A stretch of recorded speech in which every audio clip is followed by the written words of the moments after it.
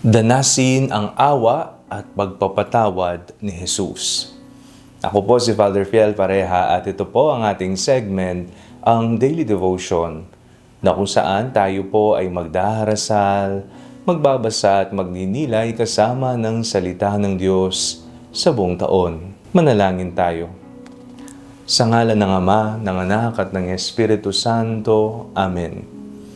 Halina, banal na Espiritu, liwanagan mo ang aming puso at isip nang maunawaan at may sa buhay namin ang iyong salita. Amen. Our Bible passage for today is from the Gospel of St. John chapter 8, verses 1 to 11, and I read it for you. While Jesus went to the Mount of Olives, early in the morning he came again to the temple. All the people came to him, and he sat down and began to teach them. The scribes and the Pharisees brought a woman who had been caught in adultery, and making her stand before all of them, they said to him, "Teacher, this woman was caught in the very act of committing adultery. Now, in the law of Moses commanded us to stone such women. Now, what do you say?" They said these to test him, so that they might have some charge to bring against him. Jesus bent down and wrote with his finger on the ground. When they kept on questioning him, he straightened up and said to them, "Let anyone among you who is without sin be the first to throw a stone at her." And at once again he bent down and wrote on the ground. When they heard it, they went away, one by one, beginning with the elders, and Jesus was left alone with the woman standing before him. Jesus straightened up and said to her, "Woman, where are they? Has no one condemned you?" She said, "No one, sir." And Jesus said, "Neither do I condemn you. Go your way, and from now on, do not sin again." Napakagandang tagpo ang ating pong napakinggan ngayong linggo sa ating binasang Ebanghelyo. Dinala po sa harapan ni Jesus ang isang babae na naaktuhan na nangangalunya, nakikiapid. Gusto nilang subukin ang ating Panginoong Jesucristo kung ano ang kanyang sasabihin, kung siya ba ay magiging tapat sa batas ni Moises o kung siya ba ay magsasabi ng mga pahayag laban dito. Ngunit nakita po natin kung papaanong tumugon ang ating Panginoong Jesucristo. Kung sino man sa inyo ang walang kasalanan, mauna siyang bumato sa babaeng ito.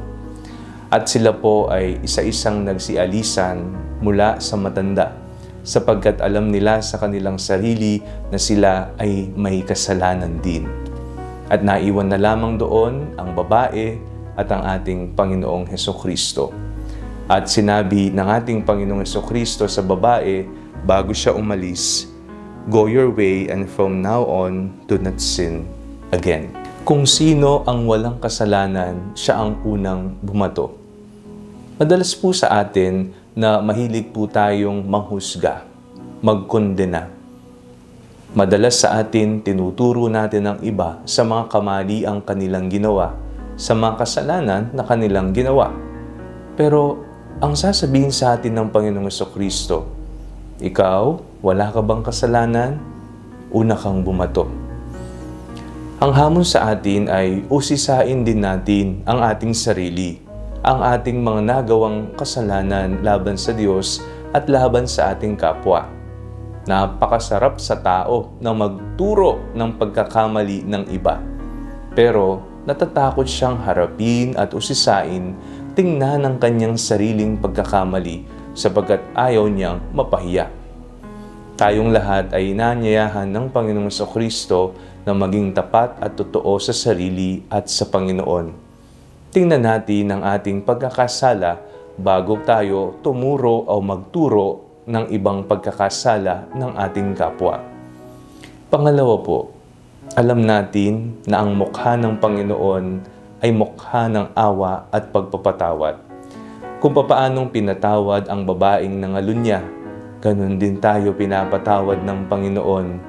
Tayo ay mga kinaawaang nilalang tayo ay mga pinatawad na nilalang. Kaya ngayong panahon ng Kwaresma, huwag nating sayangin ang pumunta sa konpesyon para mangumpisal. Magbalik loob sa Panginoon nang ating matanggap ang kanyang awa at pagpapatawad.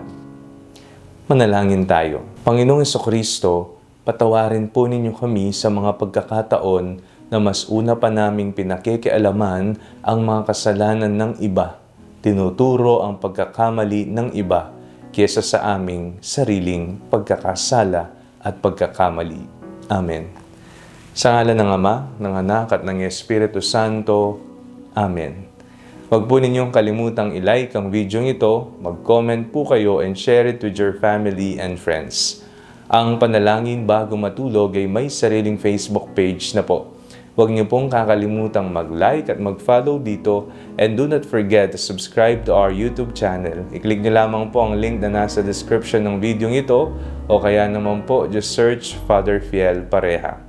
At kung gusto naman pong maging updated sa ating pagpapahayag, you can join our broadcast channel dito po sa ating Facebook page. God bless you po.